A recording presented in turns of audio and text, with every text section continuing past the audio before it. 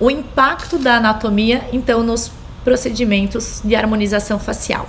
O primeiro deles é a estrutura óssea e a escolha do produto. Então, as regiões com maior suporte ósseo requerem produtos mais densos. Então, aqueles locais em que a gente tem uma reabsorção óssea mais intensificada, esses locais onde é que a gente consegue colocar produto na estrutura óssea, eles possibilitam a gente utilizar um produto mais denso, com reticulação maior. Dessa forma, a gente consegue uma projeção maior e a gente também consegue que esse produto dure por mais tempo no nosso paciente. Então, quanto maior a reticulação, esse produto tende a durar muito mais no nosso paciente. Então, o uso de preenchedores estruturais, principalmente nas regiões de mento, mandíbula e malar, são as regiões que a gente acaba utilizando. Mas, claro, tem outras que a gente pode estar fazendo uso desses preenchedores mais densos, como o zigomático, como fossa canina. Então, todos esses lugares, dependendo da técnica, né, claro, se for ali tocando no osso, a gente pode estar utilizando esses preenchedores mais densos. Então, regiões com menos suporte ósseo necessitam de produtos mais suaves, com reticulação média ou mais leve, para evitar exageros. Então, por exemplo, região de olheira, dependendo da técnica, você pode estar utilizando um produto de médio ou às vezes mais leve ali para aquela região. Região de nariz, lábio, bigode chinês. Vou fazer profundo, então posso utilizar um produto denso, mas vou preencher essa região aqui com cânula ou com agulha, vou fazer traves aqui nessa região, eu não posso utilizar o mesmo produto. Não vai ficar muito evidente, vai gerar exageros e vai ser difícil moldar esse produto ali naquela região. Então, eu tenho que utilizar um produto diferente nessas regiões. Segundo, regiões de alto risco e estratégias de prevenção. Então, como evitar a injeção intravascular em regiões críticas, como por exemplo, testa, sulco nasolabial, nariz e lábios. Quando a gente vai fazer um preenchimento em alguma dessas regiões em que tem um risco mais elevado de causar uma intercorrência, de injetar produto ali dentro de algum vaso, primeira coisa que a gente faz é rever a anatomia daquela região, é olhar onde é que está passando aquele vaso, ter total certeza de qual é a região, como a gente pode estar fazendo a aplicação do produto para minimizar esses riscos. Vou utilizar qual técnica ali naquela região para reduzir ainda mais o risco.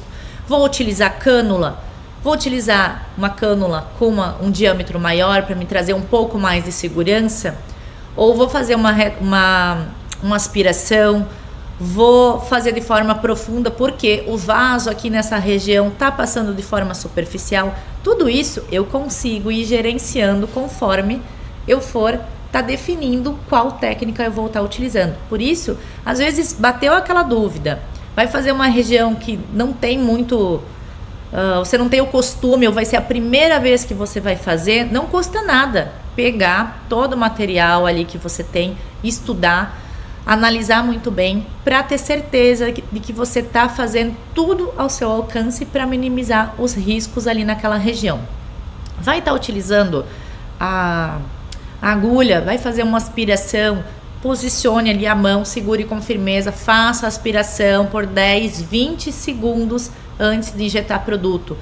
Não force a aplicação do produto, não injete de forma rápida, não force a cânula ali naquela região se às vezes encontrou uma resistência, porque muitas das vezes a gente pode perfurar um vaso, né, e injetar no sentido desse vaso mesmo estando com uma cânula.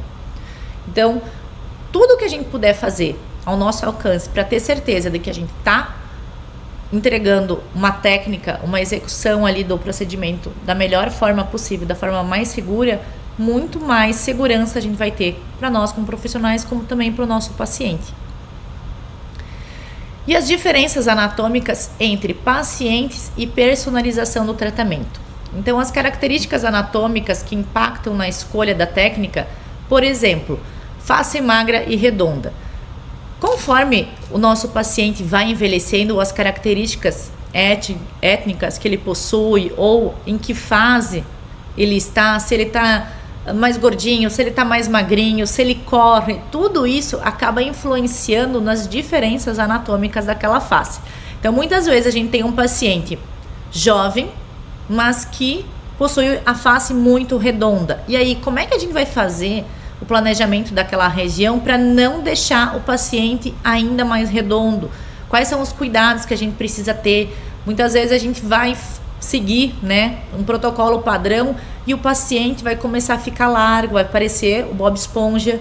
Então tem que tomar cuidado. Mesma coisa numa paciente que tem a face muito magra, tá com o tecido ali muito flácido, a gente puxa e aquele tecido vem. Se eu colocar apenas produto estrutural ali naquela região, por exemplo, vou fazer bolos na região ou vou fazer retroinjeção, quando o tecido tá tão flácido, às vezes fica evidente uma bolinha do lado da outra. A gente consegue ver de perfil, assim, dependendo do ângulo que a gente olha, se o paciente tiver a 45 graus, a gente consegue ver as ondulações do produto que a gente acabou de colocar, porque o paciente é tão magro que tudo fica evidente. Então tem que tomar esse cuidado na hora que for planejar, porque muitas vezes precisa entrar e sair depositando quantidades muito diferentes em cada um dos pontos, de pouquinho em pouquinho, para não gerar esse efeito, né, de a gente ver as ondulações do nosso paciente.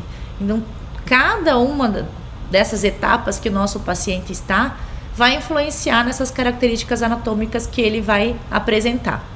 Também nós temos diferenças entre homens e mulheres na estrutura óssea e distribuição de gordura. Então, o paciente masculino, ele envelhece de forma diferente do que um paciente masculino envelhece de forma diferente do paciente feminino. Por quê? Porque nós temos taxas hormonais diferentes. Nós, mulheres, a gente entra na menopausa, né, faz aquela bagunça hormonal. Então, tudo isso acaba influenciando. Também tem os traços masculinos. A gente não vai fazer o preenchimento de malária zigomático para evidenciar aqui o top model look no paciente. Vai deixar ele com aspecto feminino. Então, tem ângulos e medidas que vão mudar de pacientes femininos para pacientes masculinos. E a gente precisa ter essa compreensão.